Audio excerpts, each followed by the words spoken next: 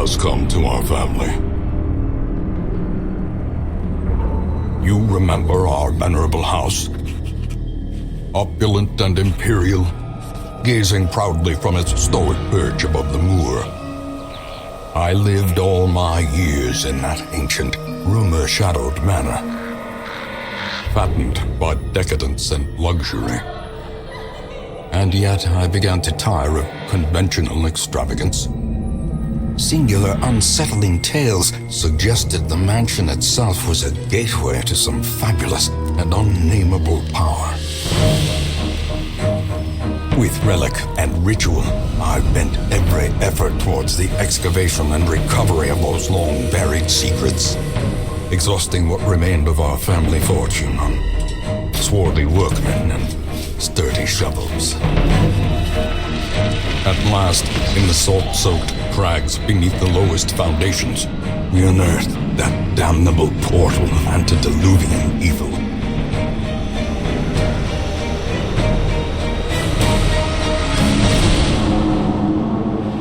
Our every step unsettled the ancient earth. But we were in a realm of death and madness. In the end, I alone fled laughing and wailing through those blackened arcades of antiquity, until consciousness failed me. You remember our venerable house, opulent and imperial. It is a festering abomination. I beg you, return home, claim your birthright, and deliver our family from the ravenous, clutching shadows of the darkest dungeon.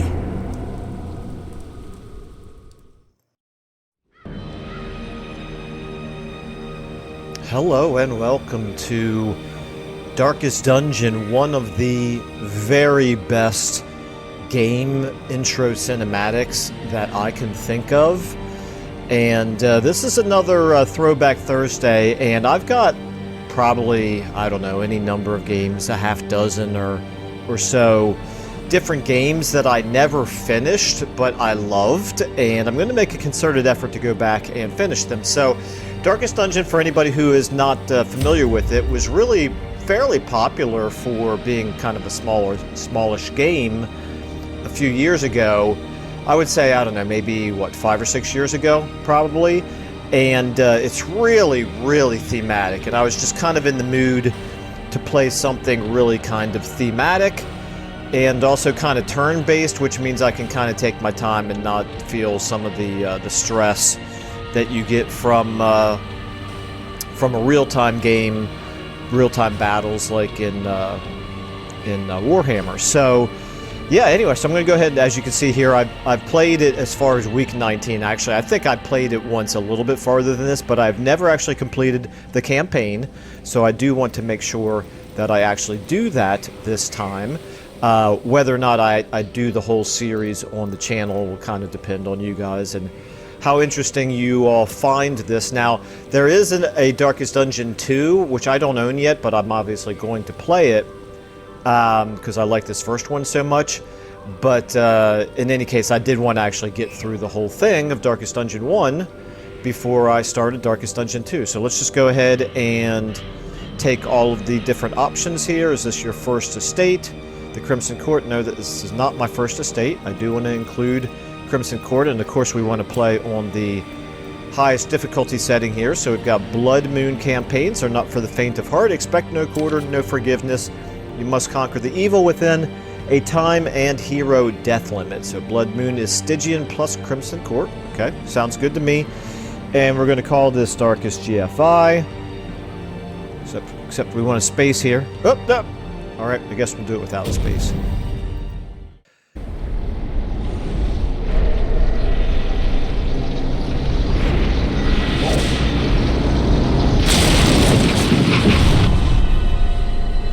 You will arrive along the old road.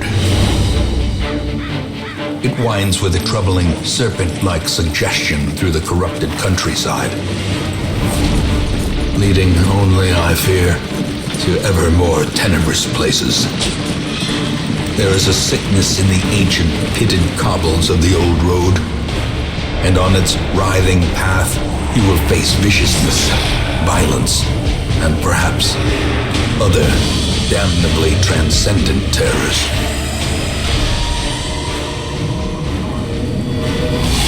So steel yourself, and remember there can be no bravery without madness. The old road will take you to hell, but in that gaping abyss, we will find our redemption. All right, so as this is getting loaded up, I probably should have warned everybody. I probably should have had, well, let me say it this way. I would normally not do a video where there's back-to-back cinematics at the very beginning before any of the action starts. However, this is a game that is just so filled with flavor, and the cinematics are so good that I don't want to skip over those cinematics. I want to give them their proper justice. The narrator is a guy named Wayne June, and probably the best voice for narration of any game I've ever played. So for those of you not familiar with it, obviously Darkest Dungeon has a very particular art style, which is not going to appeal to everyone. I quite like it. The theme of this game is very dark, very Lovecraftian. It's not exactly Lovecraft, but you can tell it's very heavily influenced by Lovecraft. And it's going to be, well, you'll get the sense from a battle or two. And it's kind of ironic that I mentioned that this is kind of a less stressful game because of it not being real time. I probably shouldn't have used those exact words because it's actually an incredibly stressful game. This is a game that is, there's a lot of like project management, as boring as that might sound. It's done really, really well, where you're trying to balance all of the resources available to you with these different characters that you get. It's got a little bit of an RPG feel to it because you're going to be building them up, get new skills, get stronger offenses and defenses, magic items and things like that. So yeah, you're building up these characters, but at the same time, it's an extremely deadly game where you have not only your character health to worry about, but also their stress levels. They can go insane. And it's a game where basically you can permanently lose characters that you've become quite attached to. So definitely some of that is going to happen to us, particularly on the highest difficulty setting. And I believe in the difficulty mode that we're playing, there's a limit on how many characters we can lose before we fail the entire run. It has been years since I've played it, so I am likely to not be particularly great at it, but we'll give it our best shot. So we're starting out with here with Reynold, who is sort of a paladin-ish character called a Crusader. And we also have Dismas, who is a highwayman, which is a bit of a rogue character. The Crusader here, very heavily focused on melee. You kind of want him in the front of your party. You have 4 slots in your party. Right now we only have 2 people, but you can have up to 4, and most of the time you're going to want all 4. And the positioning of where you are in the party determines what abilities you can use. So we've got the Crusader, who, like I said, will be focused a little bit more on melee and defense. And then Dismas here is a little bit more of a glass cannon. He's got some strong offensive abilities, depending on where exactly he is. But, for example, he can shoot from farther back in the party order with his pistol shot. So you can see right here, pistol shot, you see how there's 3 yellow dots that are lit up and a 4th one that is not lit. Well, that's because in the first position he could not use this ability, but it is activatable from positions 2, 3, and 4. And then you can also see what you can target, which is the red dots there. So he could target anything who's not in the front of the enemy order. Anyway, I think that's enough exposition for right now. Let's go ahead and jump in. So what we need to do is find the old road, find our way to the hamlet. So we're headed towards the mansion. The way we get there is via this little map right here. These lanes. Keep to the side path. The hamlet is just ahead. The hamlet. Okay, so our stagecoach crashed, and so we have to work our way forward towards the hamlet. An ambush. Send these vermin a message. The rightful owner has returned, and their kind is no longer welcome. Okay, there's this really flavorful text that happens throughout the combats, and okay, so we got surprised by this one guy, and because we were surprised, it shuffled our party order, but I think we're okay with just the two of us. Most of what we're going to be able to do with these guys, we can do a lot from just from either one of these front positions, so I think we should be able to just do some damage to him. So Dismas here is going to use an Open Vein ability, which is an attack that does base damage as well as causing a bleed. And as you can see here, there's a bleed effect now on this guy. He suffers 2 damage per round. And then, of course, we have Reynold the Crusader here.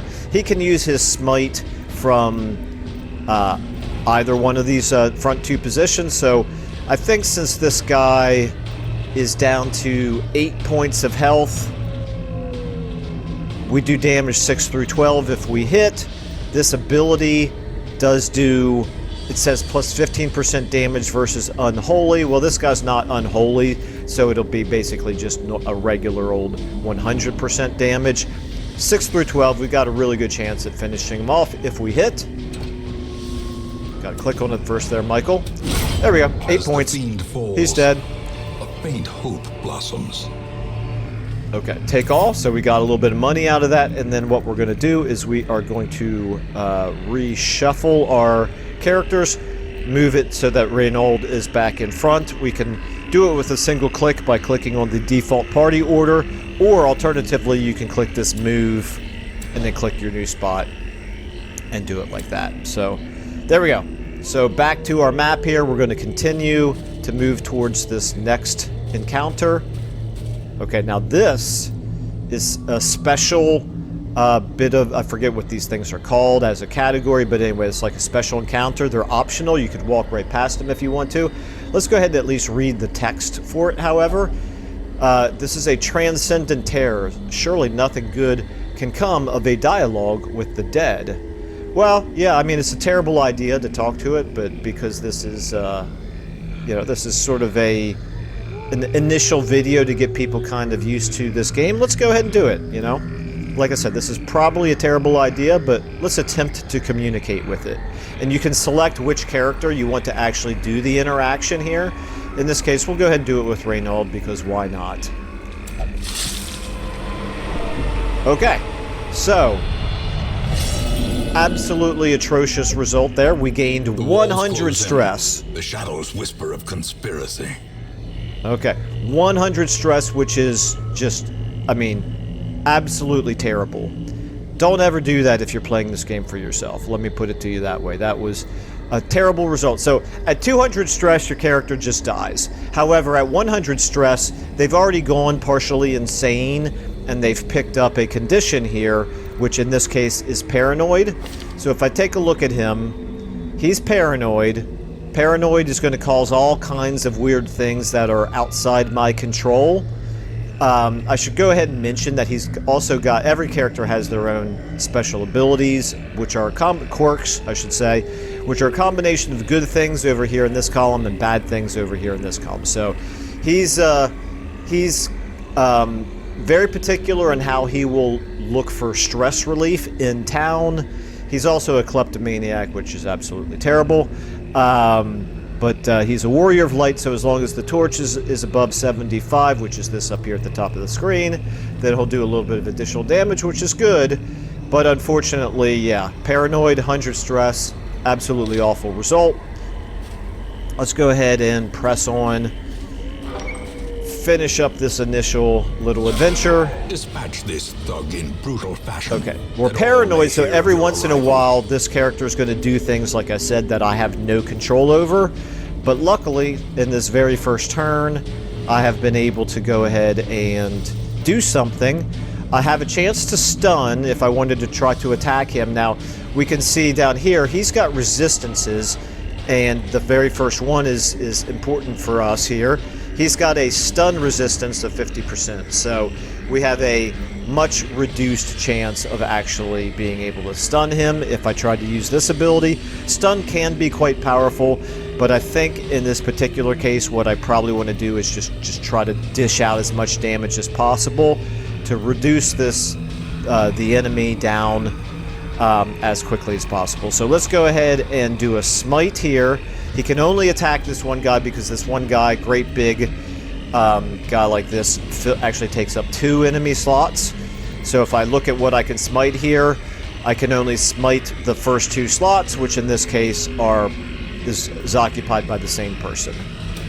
And I missed. Okay, so far this is not going terribly well. This is a pretty bad run that we've had, but you get the idea. Let's go ahead and do an attempted bleed here on him. 6 points. He resisted the bleed. Now that guy's going to shoot us. He does a little bit of damage to us, but he also gave us a debuff. And then this guy shoots Reynold and pushes him back. And so yeah, we're already starting to lose this fight, which is not good. Not good at all. We'll just keep trying to do damage and apply some bleeds on him. Again, he resisted the bleed, and he also resisted the debuff. So that's absolutely terrible. Let's go ahead and... oh my goodness, we might actually lose this initial fight. I should say initial fight, this initial adventure where there's only the 2 fights to get through. Okay. He's resisted our bleed again. He's only got 20% bleed resistance, so it's pretty amazing that he has resisted our bleed 3 times in a row. Okay, we finally hit 1 out of 3 times there with Reynold. Every time he's hitting us here, he's doing a debuff to us. He did a punishment here of some additional damage and some additional stress and a bleed to Reynold. Meanwhile, Dismas, come on, he's got 15 hit points left. If both of us hit him, we can finish him off. There we go, a crit. And the bleed worked. Okay, that's very good. We definitely needed that. Reynold is bleeding out here. He's down to... He's bleeding 2 points per turn. He's down to 10 hit points. Now, we've got a couple of options here. One of them is to use sort of this defensive thing. It's called a Bulwark of Faith, and it marks yourself as a target, which is sort of a debuff, but it makes some of the enemies more likely to actually attack you. And at the same time, it gives you a protection buff, which reduces the damage that you take. So that could be something to consider here. But I'm just going to go ahead, and actually one of the things to consider is that I cannot, with this ability, I cannot attack this Fusilier in the back, which is a little unfortunate because right now there is actually no point in attacking this Brigand Bloodletter, because at the beginning of his turn, he is going to suffer 2 points of damage. He only has 2 hit points left, which means he's actually going to bleed out before he actually gets an action. So there's really no point in even bothering to attack him. However, we don't really have any other abilities that allow us to attack this guy back here. So instead, what I'm going to do is I'm going to go ahead and use this just to kind of show you guys what it does. It's going to increase our torchlight up here, which, as we've pointed out, he actually gets a buff to his damage when the torchlight is above 75. It's currently on 65, so when I use this ability, it will push it all the way up to, what would that be, 89? Which means he'll then start getting the 10% damage buff. So let's go ahead and do that. Click on this, go ahead and click on itself. There we go. Boom, our torch just jumped up. He got a buff, and that Brigand bled out. We're going to go ahead and do Open Vein again here. 9 points. The bleed does work. Now he's using a different ability to attack us because of the because he's in the first position here, he could no longer use that. Continue the onslaught. Okay. And right there, okay. So I need to, a lot just happened there in a very brief amount of time. So the enemy used a different ability because he could no longer use his same ability because it required him to be in further back in the order of the units, and he had moved up to the first spot because the guy in front of him died. So that's what led him to use that particular ability, which was a less effective ability, and thank goodness for that, because a little bit more damage would have been enough here for Reynold to bleed out and die. Luckily, he ended up finishing this fight with 3 hit points.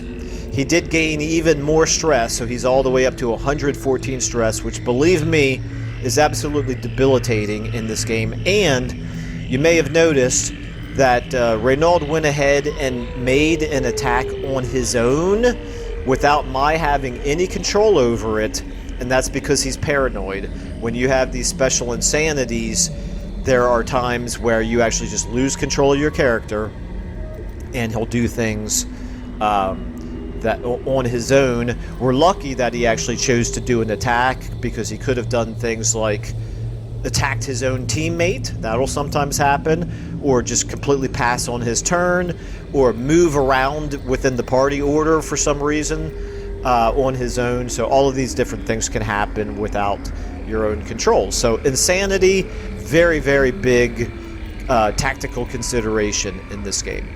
Meanwhile, we did win the fight just barely. This is the loot that we get.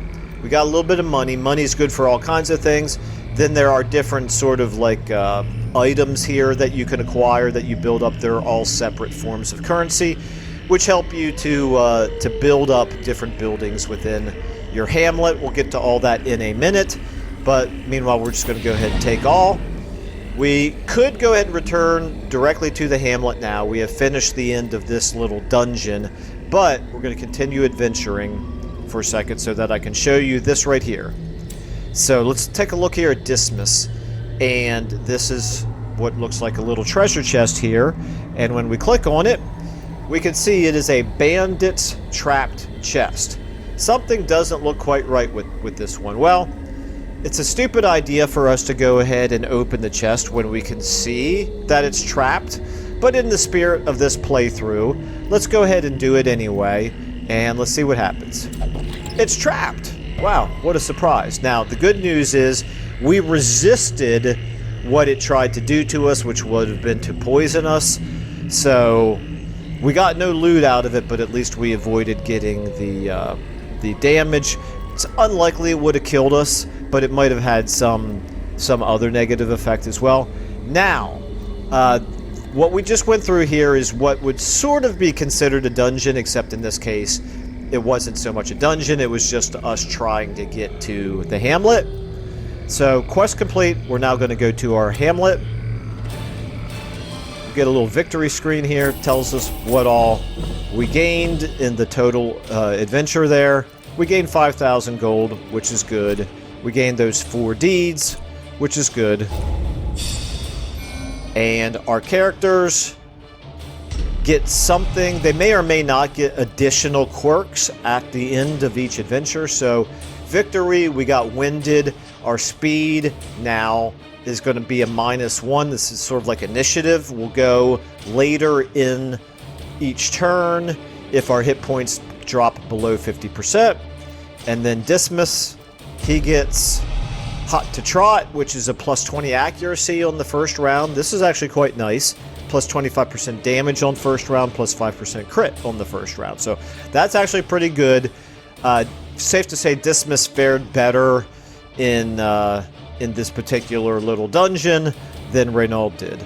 Unfortunately, normally when you get your stress up this high, you would want to give this character an opportunity to recover by not including him in your party for a couple of weeks.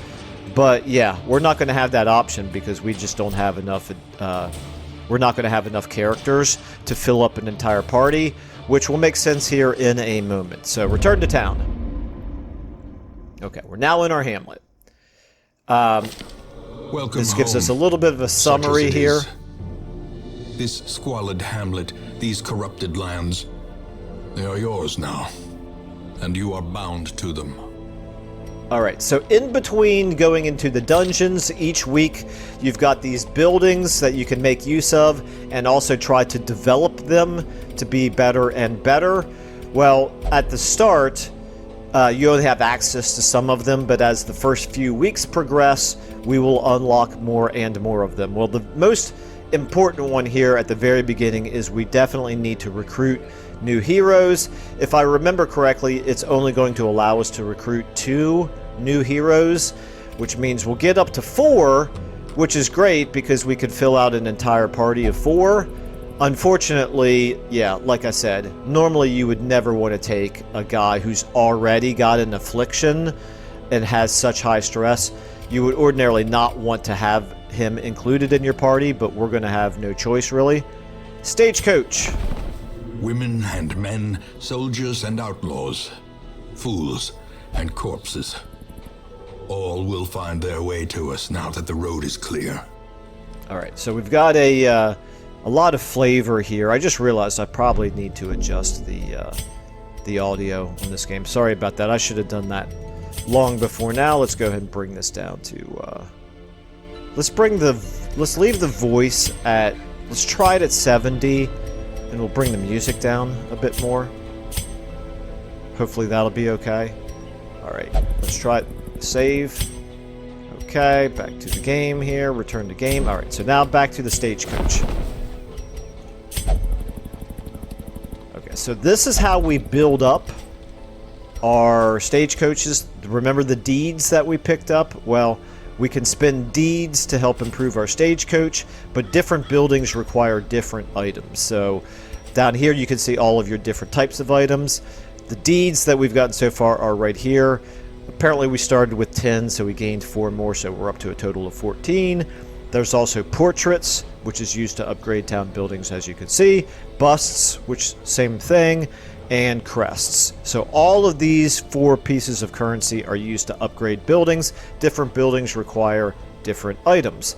Then these shards, I'm a little bit less familiar with them because this came from one of the expansions. So we have 0 of those, so we'll not worry about those too much right now. And the nice thing is, these are all different currencies. You can do an exchange. Now, this is very inefficient. It's not something that we want to do all the time, but if you find yourself shy by just like 1 or 2 of one of these, you can exchange one type for the other. Okay, meanwhile, what we need to do for sure is get both of these additional heroes into our available party list, into our roster here. So first of all, we've got a Plague Doctor. Let's take a look at them. What better laboratory than the blood-soaked battlefield?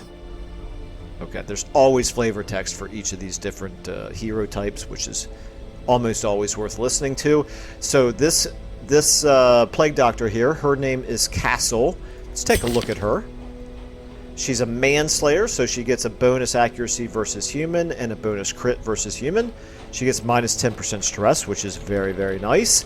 But she is soft, which means she has fewer hit points than normal. You can see here there's a 1 offense and a 1 defense. This is based on your weapon and your armor here. We will slowly be able to improve these over time, but it's going to take a while. And then these are like special items that you can equip. Each hero can carry up to 2 of them. We haven't unlocked any of those yet. You've got, as you can see here, 7. Every hero type has 7 different abilities that they can access, but you can only ever have 4 of them at a time activated. And as you can see here, each one of them gives you different abilities that are usable at different party positioning. So there's usually some option from pretty much any party slot, but for the most part, there's going to be some heroes that are much better towards the front of your party and others that are much better towards the back. The Plague Doctor that we can see here, this is a really useful ability. Blight. It's only usable from positions 3 and 4 in the party order, so they're going to be much better off from further back But if we have them up here closer to the front, they can still use this incision ability. And this is important because, as we've already seen once, you can get surprised and it'll shuffle your party order around. So even though you want your Plague Doctor to be positioned in the back, there may be times where she finds herself up close to the front anyway. Blinding Gas, this is actually pretty good. The starting skills that you get are actually randomized, so we got pretty lucky, I think, that we got both of these two, because these are both very, very good abilities. Anyway, let's go ahead and take a look now at our Vestal here. Kuchi. Kusi, Kuki, or Kuchi. I'm going to go with Kuchi. So let's go ahead and add her to our roster. A sister of battle, pious and unrelenting. Okay, and her quirks here, she's a healer. She's an Unholy Hater, so she does additional damage versus Unholy. She also suffers less stress from Unholy, which is very good. She's Winded. This is the same thing that Reynald picked up. -1 hit point below 50%. I'm sorry, -1 speed when below 50% hit points. And Soft, which is the same thing as Castle, so she's got fewer hit points as well. She does have a little bit of damaging ability here. This also does a self-heal. This Divine Grace is nice. She can only use this from the back 2 spots, but it does heal any other character for 4 to 5 points. She's got Illumination, which can help keep our torch lit, and Hand of Light here, which is a ranged attack. It does additional damage versus Unholy. And I don't think I ever looked at what Dismas's quirks are. So he picked up Hot to Trot at the end of that first adventure, but he already started with a +2 speed for quick reflexes and a stun resistance with hard noggin. And he's a known cheat, so he is not allowed to gamble while in town. Gambling is a stress relief, which will be available in this this building in the tavern, I think. Yeah, I think you unlock the tavern a little bit farther into the adventure, and I think, yeah, the tavern is stress relief and includes gambling and drinking and one other form of stress relief, which I think might be, I don't remember what it is. Might be the brothel, maybe? Is that inside the tavern? I can't remember. Anyway, so this will be very useful a little bit later because Reynald needs some serious stress relief, but unfortunately it's not accessible to us just yet. Now we could go ahead and use our, in fact I think we want to, we're going to go ahead and use 3 of our deeds to bump up the Stagecoach network, which is how you get new heroes. It's the main way that you get new heroes. You will occasionally have other events which give you additional heroes, but we're going to increase this so that next week there will be, instead of 2 more heroes that we could add to our roster, there will be 3 more heroes that we can add to our roster. More arrive, so that would be nice. Foolishly seeking fortune and glory in this domain of the damned. And currently our roster, we have a maximum of 10 heroes available, but if we spend some deeds, we can increase the size of the roster to 13. There's no reason for us to do that just yet because we only have 4. Next turn, we're going to get 3 more available, still nowhere near our maximum. So I'm going to go ahead and leave the Stagecoach for now. We'll go ahead and really quickly take a look at these other things. This graveyard, this is... Most will end up here, covered in the poisoned earth, awaiting merciful oblivion. Okay, so as you start to lose your heroes, like I said, it's permadeath for them, so they will end up here in the graveyard. It looks like we can lose a maximum of 16. Once we lose our 17th hero, the campaign is over and we fail. Ancestors' Memoirs.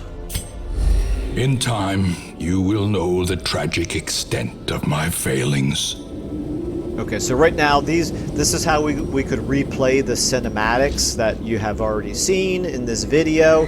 We will be unlocking more and more sort of intrigues as we discover things in our adventuring. There's quite a bit here. So, yeah, we'll look forward to doing all that. We will pay a little bit of attention to those because they are extremely flavorful and quite well written, in my opinion. And, yeah, no, that was everything there, okay. Then we also have the Nomad Wagon Shop for Rare Items. Trinkets and charms gathered from all the forgotten corners of the earth. Okay, so we will find these special items in our adventures from time to time, but you can also buy them here at the Nomad Wagon. Well, obviously we don't have enough money to afford any of these right now, but you can get a sense of what these special items are. Some of them, not all of them, are specific to particular hero types. Like this one is only for the Vestal. Many of them have both positive and negatives. In fact, most of them have both positives and negatives. Dazzling Mirror here, this one is usable by anybody, so it's not for a particular hero type. And then we can unlock here the Nomad Wagon. All it requires is just your basic old crests in order to improve it.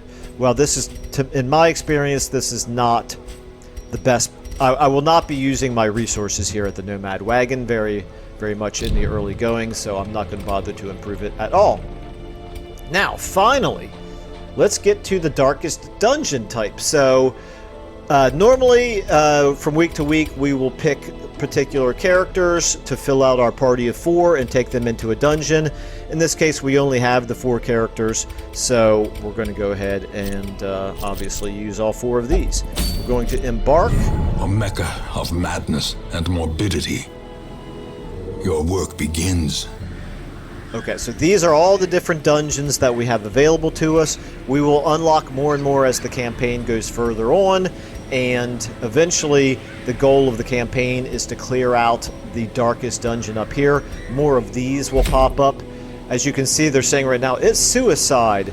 Yeah, this is We Are the Flame. This is an adventure that's a level 6 adventure. That would be for 4 pretty well, like, end-game, fully maxed out heroes. That's what you're going to want to take into the darkest dungeon. The highest level that your characters can achieve is level 5, I think. So this is a level 6 dungeon, so that's going to be extremely difficult even at the end of the game. Right now we're all at level 1, so obviously we don't want to go anywhere near that darkest dungeon. For starters, this is more our speed. These are the ruins. Test yourself in the mad realm of your fallen ancestor. Take note of how the creatures have taken over, but don't delve too far. So this is a short adventure that will make more sense later on. There's going to be short, medium, and long adventures that are available later on. Some of them you can actually... They're so long that you have to spend multiple nights inside the dungeon. We'll get to that later. These are your rewards if we successfully complete this adventure. The goal of the adventure here is to explore 90% of the rooms, and obviously we're going to go ahead and put our additional 2 heroes down here. And when we fill out this particular party composition, which goes Crusader, Highwayman,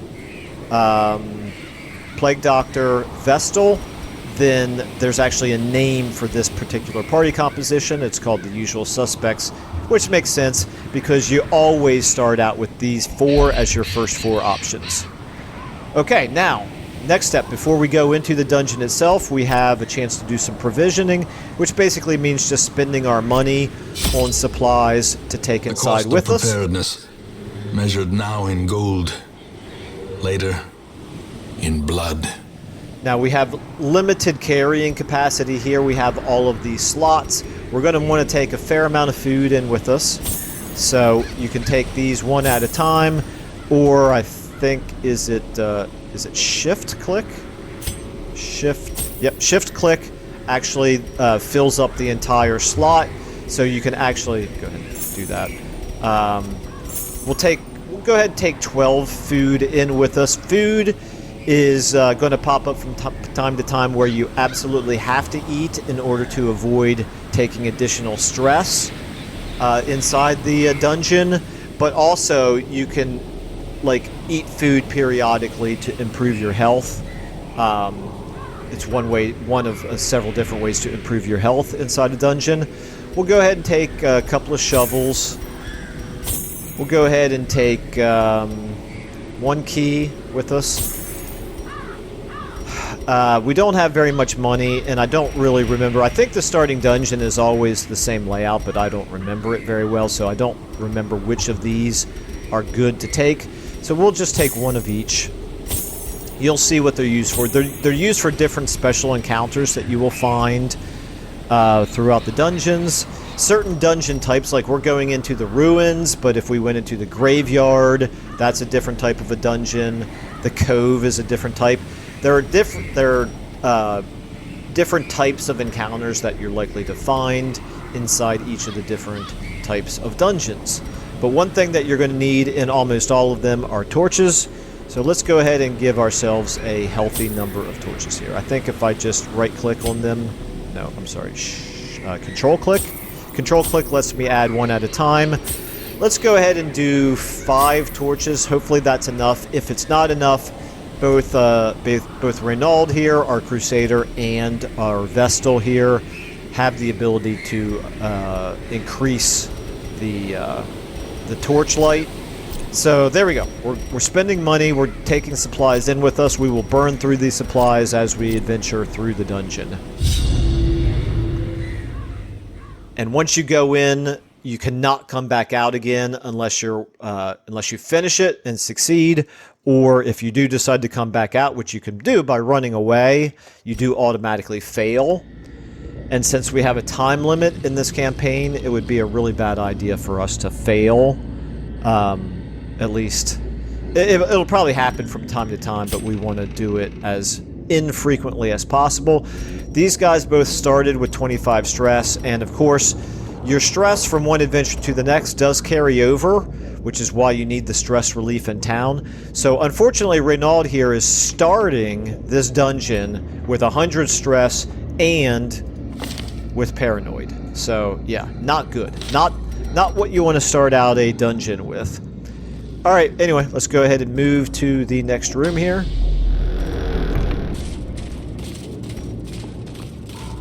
Our torch will slowly decrease in terms of torchlight, so as you can see it started out, I think at 100, but it's already down to 79. However, we did just discover a torch here, so we'll salvage that unburned torch. If only treasure could staunch the flow of otherworldly corruption. Okay, and we'll add that to our collection here. I think you can carry up to 8 torches in one slot. Boom. Now, you've seen the torchlight as it dropped from the 75 through 100 range down to the 51 through 75 range. You can see it's now dim light, which increases our stress, increases the crits that monsters do against us, but we still have a slight buff to scouting and monsters being surprised. Or I could go ahead and burn a torch now. I'll go ahead and do it just to show you. This is going to increase the light level. Boom! So now we're back up to 97. So we have a little bit better buffs here. Increase to dodge, scouting, and monsters surprised. And no debuffs at all. Let's go ahead and go into the first room. So we are less likely to be surprised while we are walking around on high light.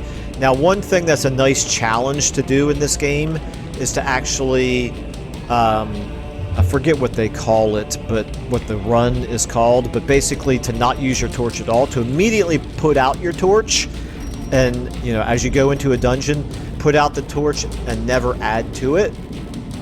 And it does make the encounters more difficult, but I believe it does also increase the loot that you can get. Alright, so anyway, we're back to fighting our enemies here. These guys are just your basic bone rabble. Now, they are very, very resistant to bleed, so this ability is not great against them because one of its benefits is that it does bleeds. It does still do some damage, but maybe we want to take a look at other things that we could do, like a pistol shot. This does a little bit less damage, but it's flexible in terms of the different enemies that it could hit. It could hit anybody in slots 2, 3, and 4. It also does additional damage versus marked. Well, as you can see, we haven't marked any targets just yet. We've got Grape Shot Blast, which is a way to do much less damage to multiple targets, and also give them a debuff. And then we've got this Tracking Shot, which is good against stealth. We'll get into stealth a little bit later. I think for now what we want to do is we can do minus 50% damage, but to 2 different targets. Since we don't get the full benefit of Open Vein, so we would only be doing 85%, because as you can see here, it's got a damage modifier of minus 15%. We can either do 85% of our regular damage to 1 target, or we can do 50% of our damage to 2 different targets.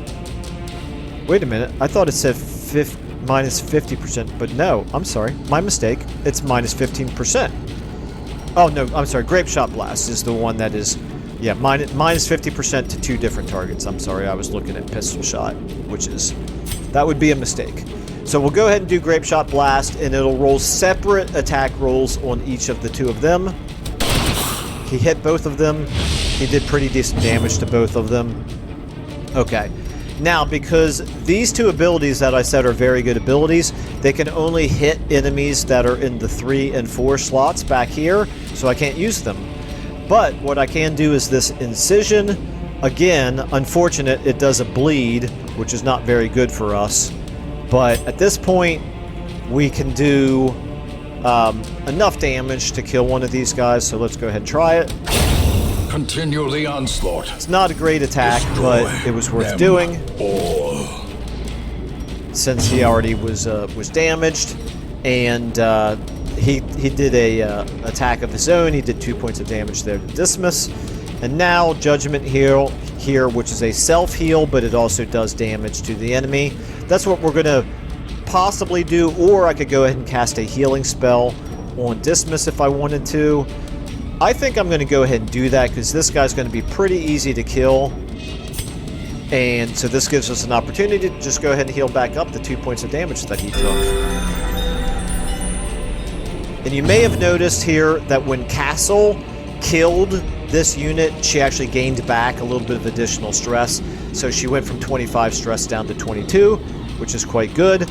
Now, Renauld, obviously I can attack him and try to kill him. I could also cast this spell if I wanted to bump our Radiant Light up a little bit higher. But yeah, for now, let's just go ahead and do a Smite. Now, Smite, you can see it does plus 15% damage versus Unholy. Well, it just so happens that this unit is Unholy, so we do additional damage to it. Won't really matter, because we do enough damage that as long as we hit, we'll kill it.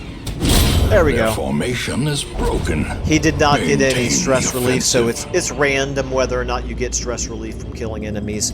But we do go ahead and get the gold for winning this fight. And now we find ourselves in a situation where we have another chest here. And this is an unlocked strongbox, so this does not tell us for sure whether it's trapped or not. I can tell you right now from past experience, I know it might be trapped. I think it might be trapped. I think unlocked strong boxes could be. Maybe I'm wrong about that. Anyway, we have a key, so if it was locked, we would be able to unlock it, but we don't need to. So we're not going to use anything at all. We're just going to go ahead and open the unlocked strong box. The contents are yours. So we gain another shovel, a medicinal herbs, and some gold. Okay, take all that. And we're in this room now. We have no choice. This is the next room that we have to go to, so let's go ahead and do it. Again, we find ourselves in the passageway that we have to move forward through. Boom. We have just encountered Even the cold rubble. stone seems bent on preventing passage. Now, luckily we have these two, actually we now have 3 shovels, so we can use a shovel to clear it out.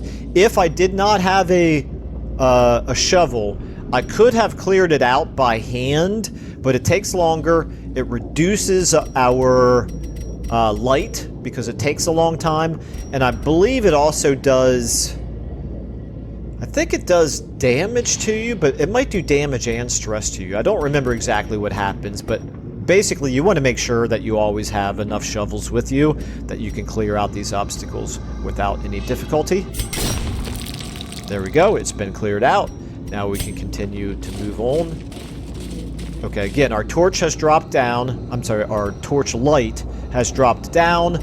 I can go ahead and use another torch. Why not? Let's go ahead and do it. We have 4 left. Back to moving forward here. Okay. Boom. This time we surprised them, so that's good. They're automatically going to go at the end of the first turn, so all of us get to go before all of them because we have them surprised. Now, this guy right here, these are clearly skeletons with melee weapons. They are more or less intuitive what they would do. This bone rabble is a little bit weaker than this bone soldier. But now we've got this cultist acolyte. So let's take a look at this cultist acolyte. That is a spellcaster, which is a little bit scary. They can do additional stress damage to us and just cast damaging spells as well from farther back. I know from past experience that they tend to do a lot of stress damage.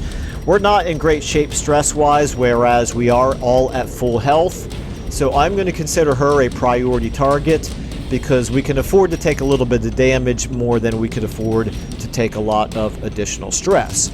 So I could use a plague grenade in order to do some damage. This causes blight damage, which is 4 points of damage per round for 3 rounds, which is quite good. We can see her blight resistance is 20%, so she does have a chance to resist it. We could also use blinding gas, which has a base 100% chance to stun her, but her stun resistance is 25%, so really only a 75% chance to stun her. Or we could use one of these other abilities. Well, I'm going to go ahead and use the plague grenade on her, try to start doing some damage to her. We only did 1 point. Yeah, everything is going wrong for us so far. So she resisted.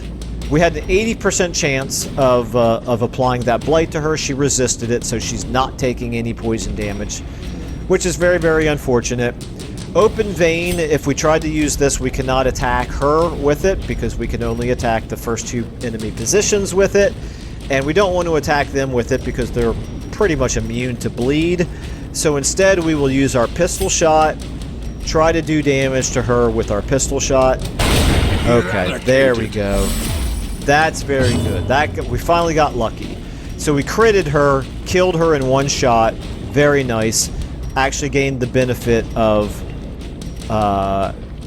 did she get a little bit of stress relief? I think she got a little bit of stress relief because she witnessed him critting. Nobody else got any stress relief. Oh well, that happens.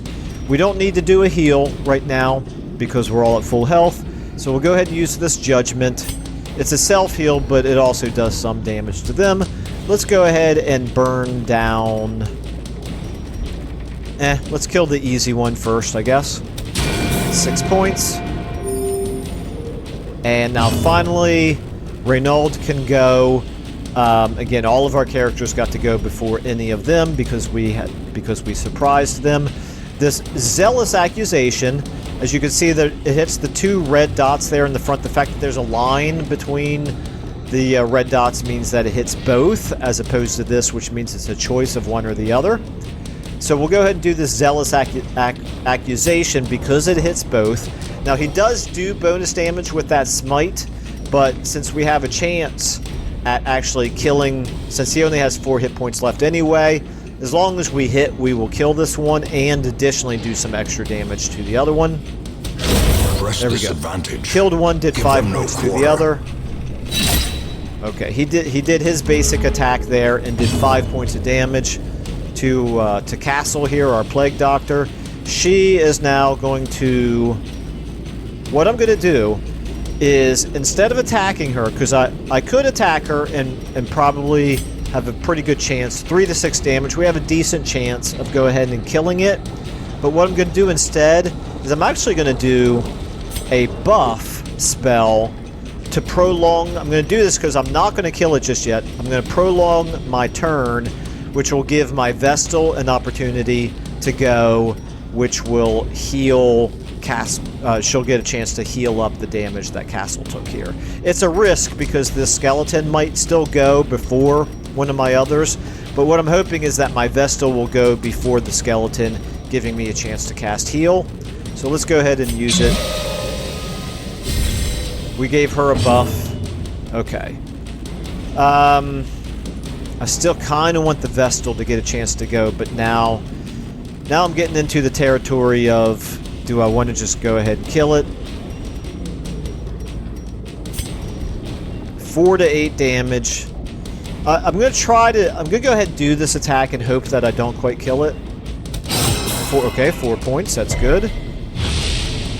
Okay, there we go, that's what I wanted. So our Vestal can do a heal, and if we're lucky, then Reynold can go and kill it. Okay, so we did a heal.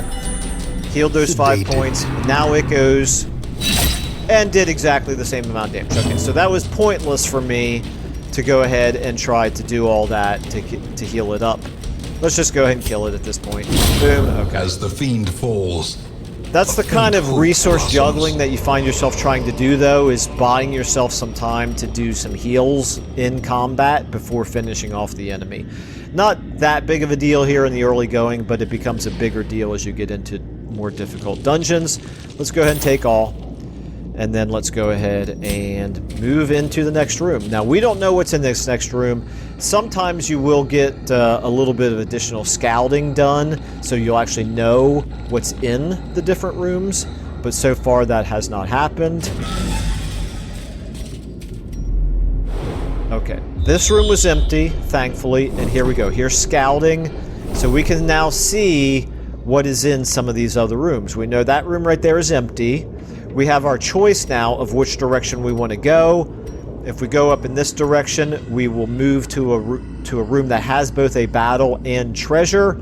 And those things that I talked about that I called encounters, but I couldn't remember what the word for them was, they're called curios. So you will sometimes encounter them inside the rooms themselves, like this room right here has a battle plus a curio, or you will sometimes encounter them in between the rooms. So whichever way we go, we will encounter a curio on our way to the next room, and then if we go here, we will actually find a curio. These are traps, so it's good that we scouted ahead and we found those particular traps so we know that they're coming. Certain classes have a better chance of disarming traps than others. We will be trying to disarm whichever trap we encounter with Dismas, who is going to have the best chance to do it. Alright, so it's a choice between treasure or curio. Well, we might as well go towards treasure. I don't see why not. Okay. Let's move forward. We know that there's no monsters in this passageway. All there is this one curio. Our light has gone down. Here's the curio. Okay. He went ahead and did that automatically without my clicking on anything, and I did not gain the benefit of the loot that we just picked up. Well, why did that happen? Well, it happened because of this kleptomaniac, prone to stealing items. It's an extremely negative trait that we want to try to get rid of if we have the opportunity to later. So that's why all of that happened. It's most unfortunate, but I think that's a scripted event. I think that always triggers with Reynold in this first dungeon. Let's go ahead, because we know there's going to be a battle here, and we're sitting on 52 light, which is dim light. Let's go ahead and use another torch. We're going to bump ourselves up from 52 to 77, which again gives us a little bit more in the way of buffs against the next encounter. Oops, except I forgot your light actually goes down every step you take, and so we actually dropped from this top category back down into the next category there. It's okay, we did not surprise them, they did not surprise us. He has high bleed resistance, but these two are both human, and they have much lower bleed resistance. This guy right here is like a damage dealer, so we got to be careful about him. He does pretty good damage. We already know what he does, and we already know that she does a lot of stress. So we've got different options here. I could do Grape Shot Blast, which will hit all three of them, but not do very much damage to any of them, but soften them up if it hits. Or I could focus on trying to bleed him.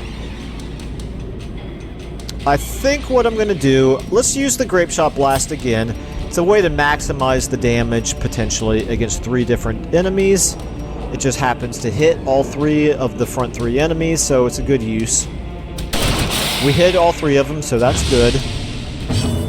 Okay, now, she has another heal. She could throw a heal here on Castle, or we could go ahead and use this, which is a self-heal, which is not important, but also does some damage to whoever she targets.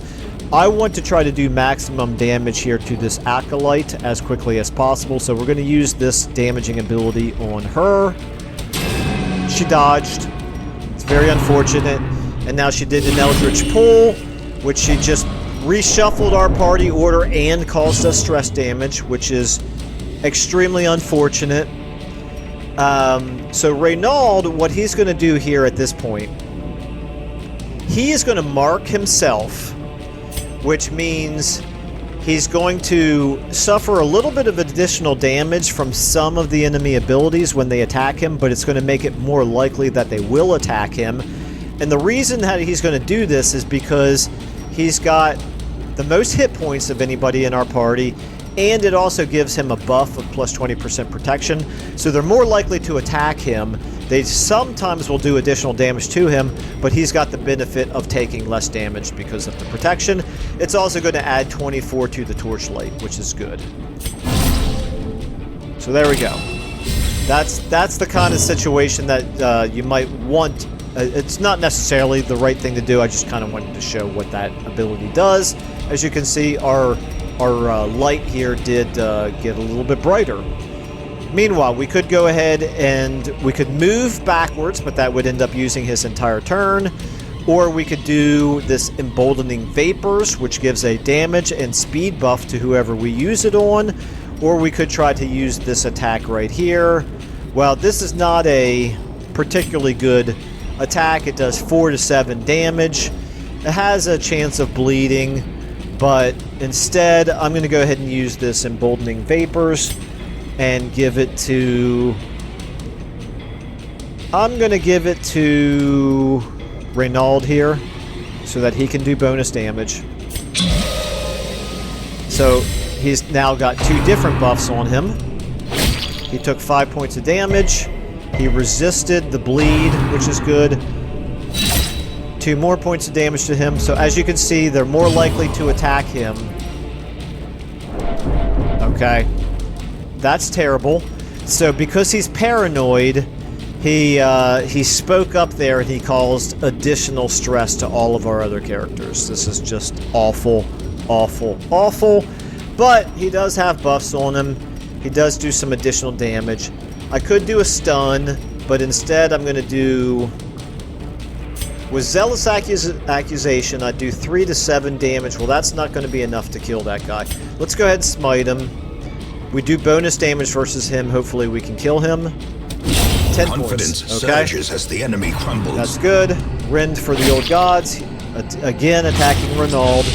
This time he did not resist the bleed, so he's bleeding, and he's marked, and he's debuffed, but he also has these other buffs on him. Okay, now, we want to do our pistol shot. We want to try to kill that Acolyte because we cannot afford any more stress. 8 points. Not good. Cannot attack it with our Incision because we're in the front slot here, so that's not good. I think what I'll do... I would have to move. If I wanted to move here, I would have to get all the way back to at least the 3rd slot, which is we can only move 1 space, 1 slot with each move action, so that's probably not worth our while. So we're going to go ahead and do this and attack the only person we can. 7 points. Did apply a bleed. Okay. Well, that's bad. Stressful incantation, so yeah. Even more stress now to Reynald, who's already at 120. He's already paranoid, and now he's getting... okay, at least he's not getting any per turn. He just took an additional 17. Now we want to go ahead and try to finish her off. 4 points. She's dead. 3 healing, 3 stress relief. The healing did nothing because she was already at full health, but the stress relief is always good. And now the smite, we can go ahead and try to finish him off with our smite. Dead. 3 stress relief, we'll take it. Every little bit helps right now. A trifling victory. Okay. But a victory nonetheless. Alright, so we want to definitely reshuffle our party order so that we can get our Plague Doctor back into the 3rd spot there. Now, Dismas, you can try to open up this chest. This is an heirloom chest. It's a chest with your family's sigil. This could be trapped. It might not be, but we do know that if we use a skeleton key, we can go ahead and unlock it. Key unlocks a handsome reward. Okay. For a task hidden well compartment. performed. So we got ourselves some onyx, which we can sell for money, citrine, which we can sell for money, and another shovel. We've already got 2 shovels. I think we have more than enough shovels, but there's no reason to not go ahead and take everything. All right, that's it for this room. Now we can go ahead and head out towards this next room where we know there are no encounters. But we know there's a trap here. So because we already know it's there, that's why it appears on our screen. Dismas has a trap disarm of 90%. The others are all lower than that, so that's how I knew that we would want to use our highwaymen here to disarm the trap. He successfully disarmed it, which gives him some stress relief, which is good. If he had failed, he might have taken stress and or damage as a result, or like a condition like poison could have happened to him. Alright, now our torchlight has gone all the way down to 49. This would be a good time for us to go ahead and burn another torch. And in fact, I'm going to go ahead and burn 2 more torches here. We have 1 more left. Let's go ahead and go in. No encounter in this room, as we knew. Now we'll go ahead and go into the next one. We have not scouted ahead, so there could be anything. There could be monstrous encounters, there could be traps, there could be curios. Anything can happen in this next corridor or on our way to the next room. Okay, here's a curio. This is just a backpack. Let's go ahead and open it up. The pack contains loot. Very good. We got some additional food. Lots of additional food. We found more medicinal herbs and some busts, which is one of the different currencies that we talked about. Well, this is good. So now we've got all this extra food. Anything extra is going to be not exactly wasted at the end. You'll get a little bitty bit of money back for each one of these that you still have available at the end. But for the most part, very little you get back. So I think it's worth our while to go ahead and eat some food here with our Plague Doctor to show what happens if we eat it. Boom, we'll gain a little bit of health back if you watch. 2 points of health back, 2 more points of health back each time we eat this food, and we can eat a maximum of 4 with each character in between each battle. So she's already back up to full health now, which is good.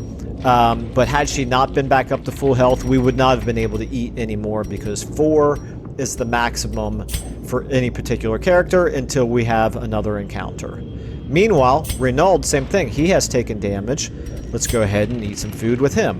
1, 2, 3, 4. And as you can see, we can no longer... Well, actually, I'm sorry. It is still lit up, but if I try to click on it, it says full. So he can no longer eat any more food because he's full.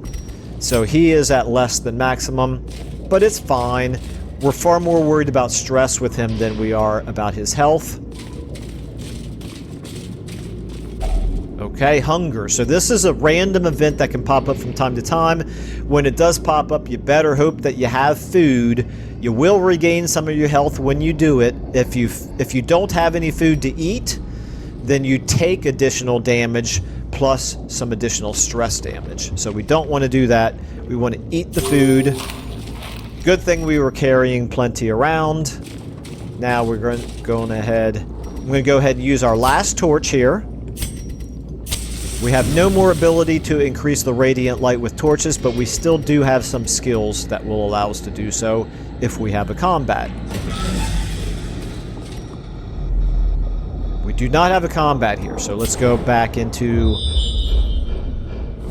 Okay, we've got 1 room left. If you remember here, our objective for this dungeon is to explore 90% of rooms, and we've only got one room left, so that will finish the dungeon off for us. We know that there's an obstacle before we get there, but there's nothing else in this hallway.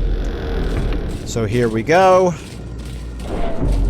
Our light has diminished. We have no way of improving our light at this situation, but thankfully we do have a shovel. We can clear that obstacle. And here we go. The final room, there is going to be a battle in it, I am pretty sure.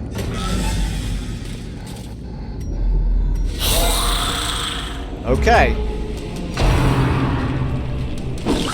Alright, thankfully... Okay. Thankfully, we dodged that. So, this guy tried to use a tempting goblet, which would have done even more stress damage to Renaud. Obviously, he's already got so much stress that we don't want him gaining any more, but thankfully he dodged it. He's probably not real likely to reach 200 and die.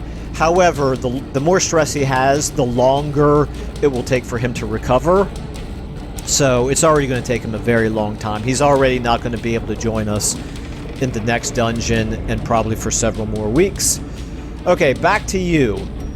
This back line, again, are my higher priority, because this guy does stress, this guy does a lot of physical damage to us, so either one of them are good targets to try to get rid of as quickly as possible. Or we could just do the Grape Shot Blast to try to damage as many of them here. But what I want to do is I want to focus on getting rid of this Bone Courtier first to save us from additional stress. Because some of these guys are going to have to go with us next week into the next dungeon, and we're already way higher on stress than I would want to be. So let's go ahead and do Pistol Shot, try to kill him. Decimated. Very nicely done, okay. So... Okay. So several things happened there. All three of these guys did gain additional stress relief from the fact that we did a crit, and we also killed one, so that's good. Now, this guy shot me. He didn't do all that much damage though, so that's very good. We also gave ourselves a nice buff here, so Dismas is in pretty good shape right now for this fight. Now, we've got this. I've already tried the Plague Grenade once, and I showed you what that was like. Let's go ahead and try to use this Blinding Gas. It would hit both of the slots 3 and 4 back here, but since they only have one of those two slots occupied, it's really only going to hit this Bone Arbalist. But he's got very low stun resistance. This has a 100% chance of stunning, minus the 10% resistance, so 90% chance that this will stun him. And he resisted. Unbelievable. Okay. Alright, let's go ahead and use our Judgment on him. 5 points of damage to him. Now Renaud gets to go. This guy, if you look at him, he's got protection 25%. That means, because he's carrying that shield, he's going to take less damage from our attacks. These guys are all unholy, so he does bonus damage with his smite. Well, we're going to go ahead and smite this one. We're going to try to reduce their numbers as quickly as possible here. 5 points. That's absolutely terrible. Took 3 points of damage.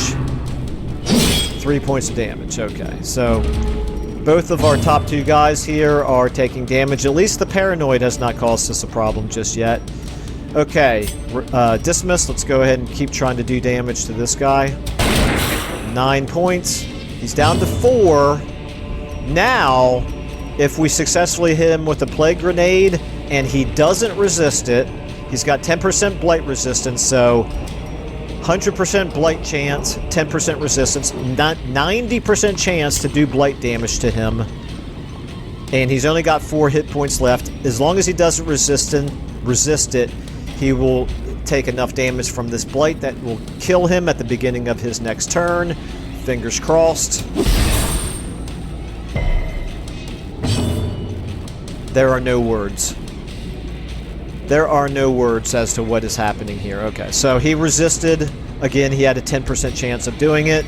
Had a 10% chance of resisting the stun the turn before. Successful both times. Let's go ahead and blast him. Dodge. Of course, why not? Okay, so nothing is working at all for us right now. That's what this game is all about. This game is basically surviving one bad thing after another happening to you. It gets very frustrating from time to time, as you can tell, no doubt. We have no way of doing any damage to him. All of our attacks only affect the guys in the front rows. We're going to go ahead and continue to try to finish off this guy. 5 to 9 damage, even with the plus 15% damage versus Unholy. We did 6 points because, of course, we did. So he has 1 hit point left. We took a crit, which did bonus damage, but even worse, does extra stress to a bunch of our characters. Triggered his paranoia, which caused even more stress to our Plague Doctor. And now the damage and the stress both are really, really mounting. We're in really, really bad shape right now. We're not likely to die, but the amount of stress that we've gotten at this point is just absolutely awful. Alright, well, one more time to try to kill him. Well, that time he at least did suffer the blight damage, so he'll die at the beginning of his turn. Now, let's go ahead and... all we need is 1 point of damage. It doesn't matter that he can't bleed. We'll finish him off as well. As long as we hit, which we did. He's dead. Slowly, he's dead. gently. This is all that's left. This is how a life is taken. 4 more points of damage, and it knocked him backwards, and it stunned him. He's down to quickens. 6 hit points. We're going to go ahead and throw a heal on him.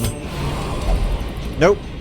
Because he's paranoid, he said, "Don't touch me, sorcerer," and he refused her trying to heal him. So, yeah, so that just happened. Now, we can go ahead and use this judgment to try to do some damage to him, or she could heal one of the others. Let's go ahead and heal our Plague Doctor. There's a very small chance that she'll crit and maybe do a little bit of stress relief. Instead, she just did a basic 4 hit points of healing. Alright, he's going to go ahead and do his thing. There's a chance he could crit and get a little bit of stress relief. He didn't. He did do 4 points of damage. Okay, the paranoia kicked in, and he decided to move backwards because, of course, he did.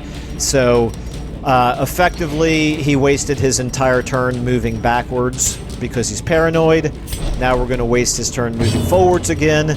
Now, Dismas here, he could try to do this open vein, has 0 chance of killing him, but may as well at least try to do some damage. Of course, he resisted the bleed. Okay, Exposed to there a we go. killing blow. He's at death's door, so this is what happens when you go down to 0 hit points. You go to death's door, which means you're not immediately dead, but the next hit has a chance of either killing you, or you have a chance of basically making like a saving throw, which would save you from dying right away. I could try to throw a heal on him, and in fact I will try to throw a heal on him. That will save him from death's door, but because he's paranoid, who knows how he's going to react to it. Okay. This time he allowed us to throw a heal on him, so he's no longer on death's door. However, he does have this debuff called Death's Door Recovery, which, as you can see, is terrible. Meanwhile, let's go ahead and do this. Let's keep trying to pile the damage on this guy. Maybe we can kill him. Okay, there we go. We killed him. And we got a little bit of stress recovery. This is the loot that we get. Triumphant pride Quest complete, but precipitates before, a dizzying instead of going fall. straight back to the hamlet, I'm going to continue adventuring, and I have an opportunity here to decide, do I want to open this treasure chest? Well, I no longer have any keys with which to open this treasure chest, so I may not want to, but why not, just to kind of show what can happen here. Let's go ahead and click on open it. The question is which character do I want to open it with? Probably doesn't really matter. Dismas has the lowest stress, so let's go ahead and do it with him. The contents are yours. Okay, so we got lucky. fortune We gained some waiting to additional be spent. currencies here. 2 busts and 4 crests. Okay. Now we can do quest complete. And we're going to limp out of this dungeon, badly damaged, but even worse, with lots and lots of stress. But at least we were successful. We got some money. We got a Blightstone. This is a special magic item which gives a plus 15% to your Blight skill chance, but at the detriment of -1 speed. And then we have this screen right here. Like I said, each of your different heroes has a chance to gain positive or negative quirks. They also get some experience. So as you can see, +2 experience for all of them. That'll make more sense in a minute. Okay. Eldritch Hater, so plus damage and less stress versus Eldritch. That's another monster type. Ruins Adventure, -20% stress in Ruins. That's good. Dismas at least is in pretty good shape to go into our next dungeon. Castle here is not in very good shape to go into the next dungeon. She's already got really high stress here, 79 stress. Remember that as soon as you get to 100 stress, you suffer one of these random afflictions. Although you do have a very low possibility of, instead of getting an affliction, actually getting a virtue. Which is a good thing, but it's not really something that you generally want to risk happening. Winded, our speed is reduced if we're below 50%. We've already seen that before. Blight resistance, that's good. And then Kuchi here, oh, this is the last thing that we needed. Another kleptomaniac. Irrepressible, so I just mentioned a moment ago that you have a chance of getting a virtue instead of an affliction when you get to 100 stress. Well, that right here increases very slightly her chance of that happening. Return to town. Okay.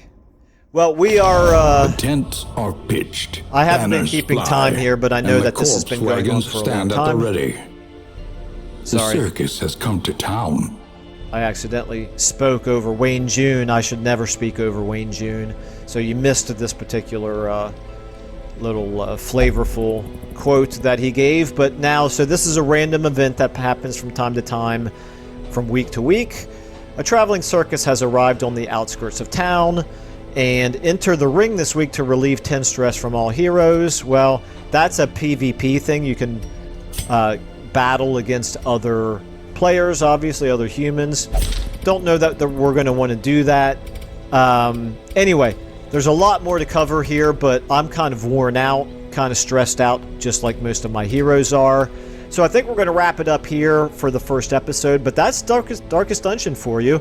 It is a really fascinating game, I think. It's not going to appeal to everybody, but very thematic, very flavorful, very dark. If you like Lovecraft, then you're probably going to like this game. So yeah, anyway, we're definitely going to want to recruit in some more heroes. We're going to need all the luck we can, or all the help we can get moving forward, but that will at least give us a chance to let some of these guys who are very high on stress to recover a little bit. The tavern, as you can see, has now been unlocked, so that'll be a way that we can do some stress relief. Except that we already know from Renaud here, he cannot use the tavern for stress relief because he's God-fearing. It says in town we'll only pray for stress relief. So that's going to be up here in the Abbey. So we'll take a look at that as well, because that has also been unlocked. So anyway, that will do it for this episode. I'm sure everyone is tired of hearing me talk at this point. I'm tired of talking. I need to rest up a little bit, so we'll call it there. Thank you all so much for watching, and I will see you all in the next episode.